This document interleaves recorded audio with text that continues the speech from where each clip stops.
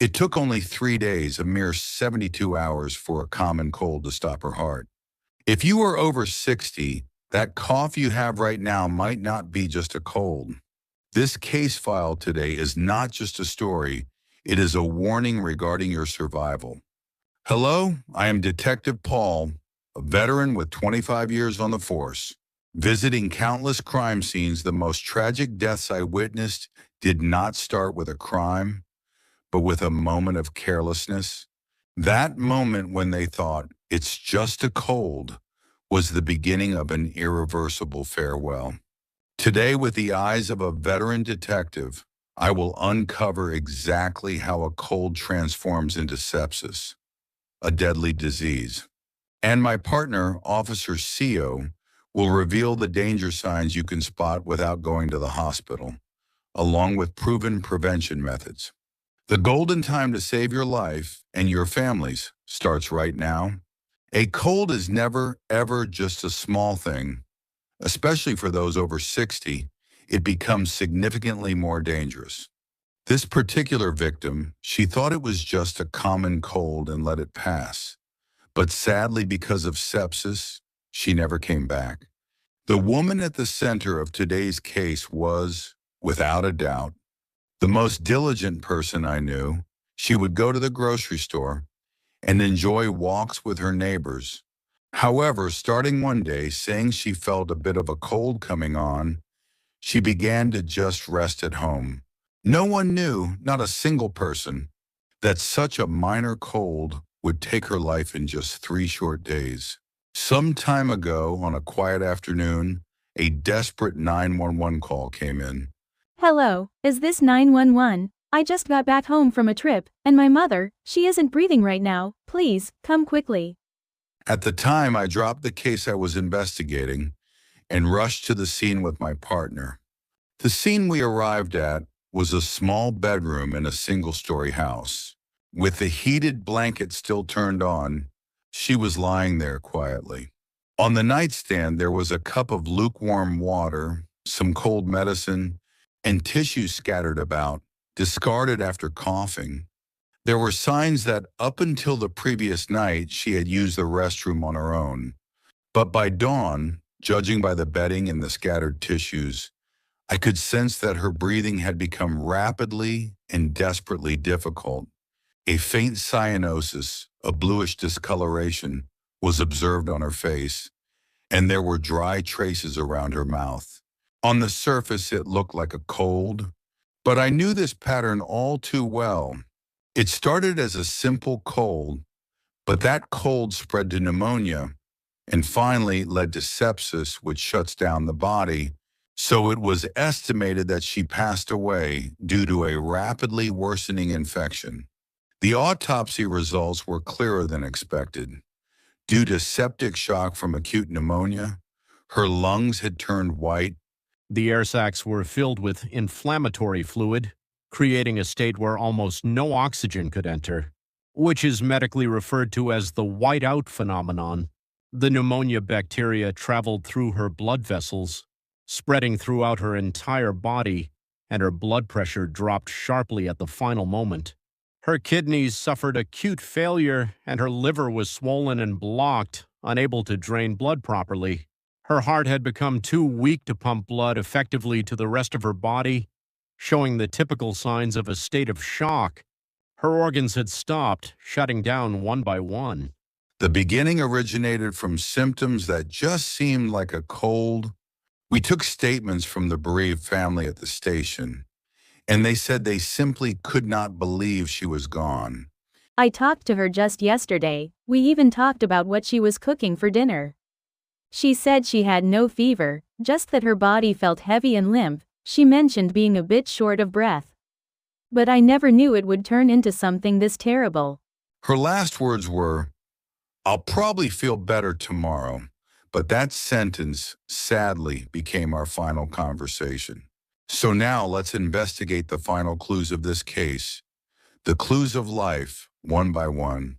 For senior women, the progression from a cold to pneumonia and then to sepsis can be incredibly fast.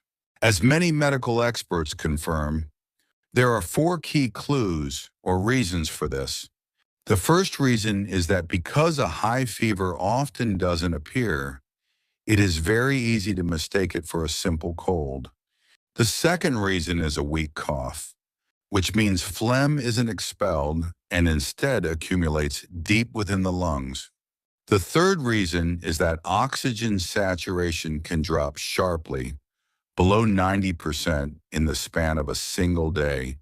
And the fourth reason is that once bacteria spread through the blood vessels to the whole body, septic shock and multiple organ failure occur. This sequence is dangerous because it can all happen within just 48 to 72 hours.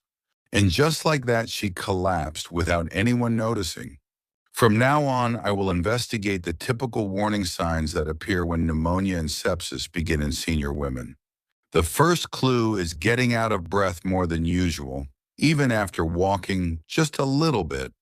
The second clue is a sudden loss of energy, accompanied by a significant loss of appetite. The third clue is when the lips and fingertips turn a bluish color. The fourth clue is feeling constantly sleepy for no apparent reason.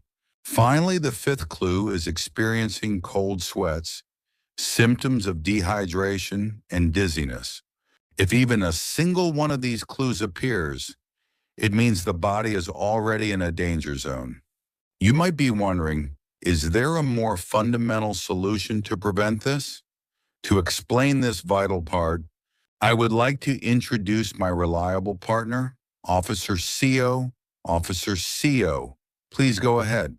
Hello everyone, I'm Officer Sao, investigating these survival signals alongside Detective Paul. Now, I will tell you the preventive methods to save yourself and your beloved parents from this danger, so please, listen carefully and put them into practice. First, countless doctors emphasize this: if you have cold symptoms and feel short of breath, you must go to the hospital immediately. This one rule is the key to saving many lives. Second, for senior women, the pneumococcal vaccine and the flu shot are absolutely essential. This is a method backed by medical evidence that significantly lowers the death rate from pneumonia and sepsis. You might be wondering, is there a more fundamental solution beyond these methods? That solution is nothing other than improving your immunity, and immunity is not something far away. The start of improving immunity is walking lightly in the sunlight for just 20 or 30 minutes a day, and eating protein-centered meals, focusing on foods like tofu,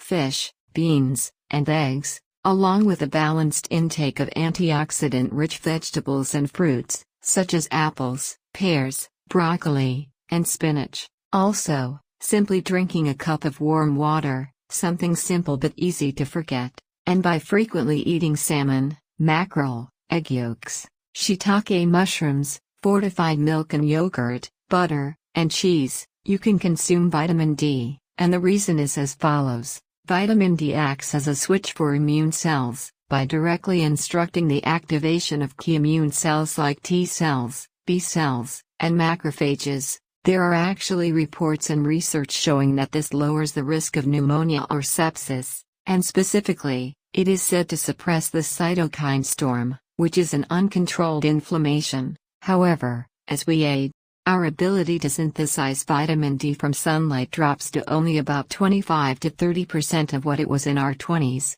So, it is absolutely necessary to supplement it by eating these foods. These small dietary habits reduce the risk of pneumonia and protect your body's defenses. However, please remember the rule: excessive exercise, too many supplements, or energy drinks can actually be harmful for seniors, so never overdo it. If you want to exercise, I recommend focusing on light aerobic exercises that do not leave you breathless. She said she was okay, right until the very end.